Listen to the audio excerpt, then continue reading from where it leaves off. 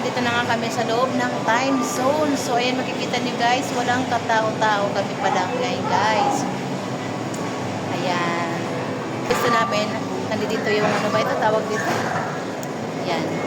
Ayan o, tapos dito naman sa kabila, ayan. Ang dami nakakahilo. Tapos dun sa kabila naman may mga bump car. Dito sa basketball naman. Ayan o. Yun po guys. So ayan. Tapos dito, hindi para siyang ano, outside world. Outside world. Tapos doon naman yung mga downtown. Ayan.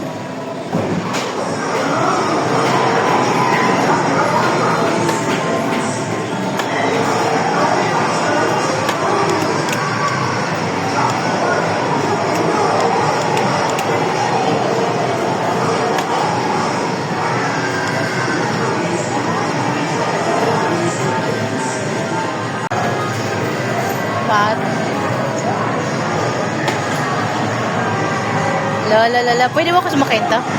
Pwede ba ako sumakay?